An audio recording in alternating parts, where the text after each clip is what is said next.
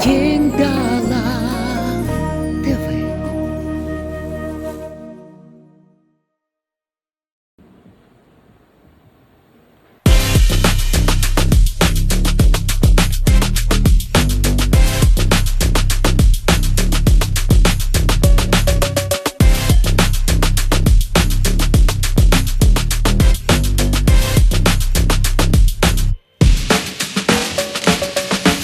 Ассалаумағалейкум ардақты ағайын, армысыздар, ала жұрттың арқалы азаматтары, бармысыздар бір тұтас қазақ елінің игі жақсылары.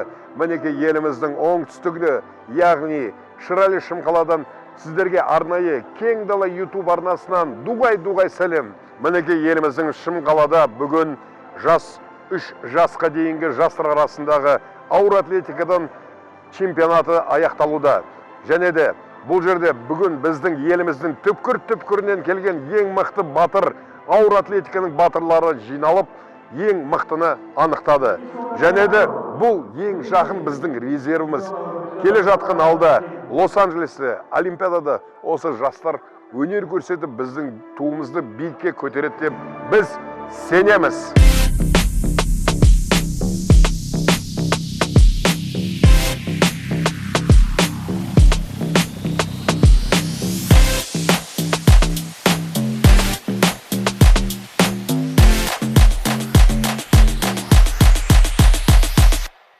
екі мың жиырма алтыншы жылдың 10-16 ақпан аралығында Шымкент қаласында ауыр атлетикадан 23 жасқа дейінгі жастар арасындағы Қазақстан Республикасының жеке командалық ел біріншілігі өтті. Чемпионатқа еліміздің әр өңірінен 200-ден астам ең мықты ауыр атлет қатысып, 16 салмақ дәрежесінде Қазақстан Республикасының чемпионы атағы үшін бақ сынды. Командалық есепте бірінші орында Қызылорда облысы, 9 алтын, 8 күміс және 10 қола жүлде.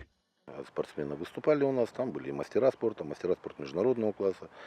Вот. И тенденция, которая выработана была здесь в Чимкенте, сейчас очень идет хорошая подготовка, так как мы следующий чемпионат будем проводить в мае месяце в городе Алмата.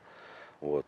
Там уже будут взрослые команды, первые, вторые номера, и оттуда будем уже проводить отбор на азиатские игры. Но в этом направлении то, что здесь провели, как турнир, то есть чемпионат Казахстана, ребята, я думаю, хорошо были подготовлены. Вот. И в этом направлении также будем дальше продолжать. Қызылорда облысы командасының аға жаттықтырушысы белгілі ауыр атлет Алмас Өтешев өткен чемпионат туралы айтып, біздің ауыр атлеттер елді әлі талай мәрте жарқын жеңістермен қуантатынына сенім білдірді. Жарыс бойынша айтатын болсам, Чимкент өте керемет өткізіп жатыр. Мынау өздеріңіз көріп тұрғандай бір әлем чемпионаты сияқты өтіп жатыр.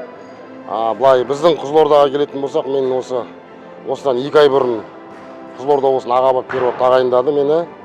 Бүгінгі таңда қазір Қазақстан бойынша команда бойынша бірінші келе жатырмыз. Қазақ ерлер жастар арасынан ауыр атлетикадан олимпийский чемпион болған емес, ешқашанда. Сол енді болса екен деген тілектеспіз. Соған жұмыс істейміз. Сондай жігіттер дайындаймыз бұйырса. Бізден қыздарымыздан ғана Жазира Жапақова Олимпиада ойындарына күміс алды, оны бүкіл халық біледі. Ұлдардан, мен сол Олимпиадада 7-ші орын алған болды.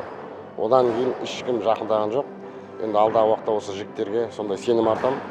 Сол қазақ жастарының арасынан ауыр атлетикадан сондай ұтса екен деген.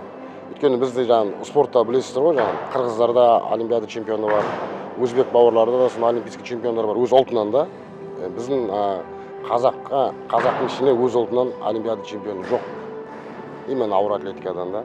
Соны көп сынға алады, көп адамдар көп маған айтады, неге алмас, біздің қазақтардан неге олимпийский чемпион шықпайды деп. Сол енді алдағы уақытта соған жұмыс жасаймыз. Бұл жерде мен бір нацизмді айтып отқан жоқпын. Бұл тазасы да, сол таза қазақ жастарының арасынан әлі олимпиада чемпионы жоқ. Әлем чемпионы бар, олимпиада чемпионы жоқ. Өздеріңіз ауыр атлетиканың астанасы Қызылорда деп, халықтың өзі сондай статус берген бізге ауыр атлетикаға. Бірақ енді қазір дегенмен де Илья жоқ, мен жоқпын, спортта Зайчиков жоқ, Сыбай Рүстем жоқ. Бірақ қазір жастар өсіп келе жатыр.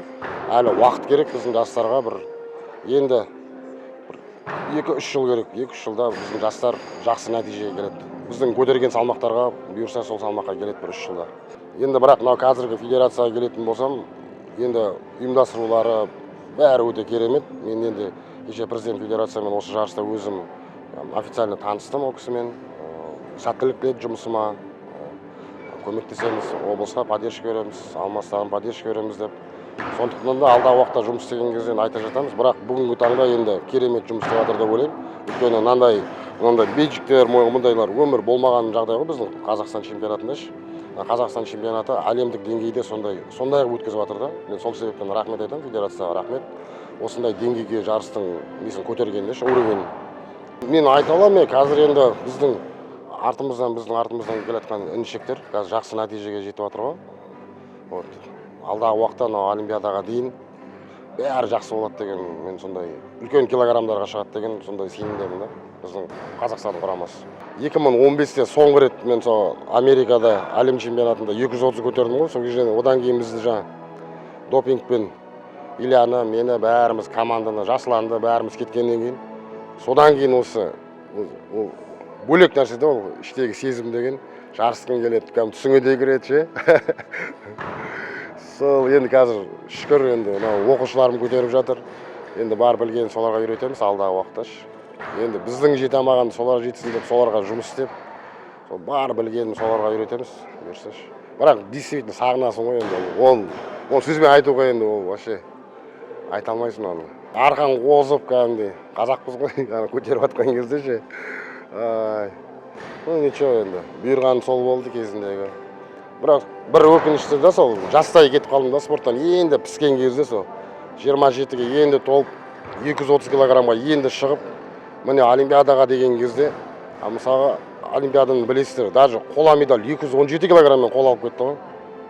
221 килограммен алтын алып кетті менің салмағымда. Мен 230 көтеріп барамай қалдым.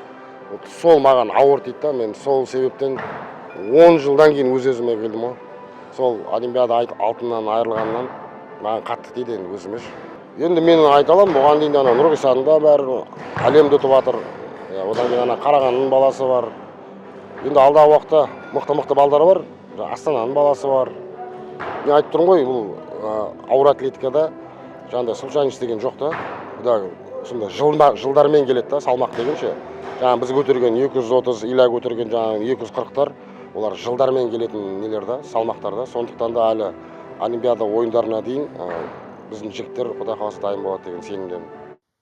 Шымкент қаласындағы биік спорт базасында ауыр атлетикадан Қазақстан ұлттық құрамасы оқу-жаттығу жиынын өткізіп жатыр. Команда толық құрамымен Үндістандағы Азия чемпионатына дайындық жүргізуде. Келесі репортаждарда біз бас бапкермен команданың көшбасшысымен сұхбат ұсынамыз. Кең Дала ТВ YouTube арнасына жазылыңыздар. Және егер мүмкін болса, біздің публикацияларымызға лайк басып және комментарий жазып қолдаңыздар. Аман, сау болыңыздар.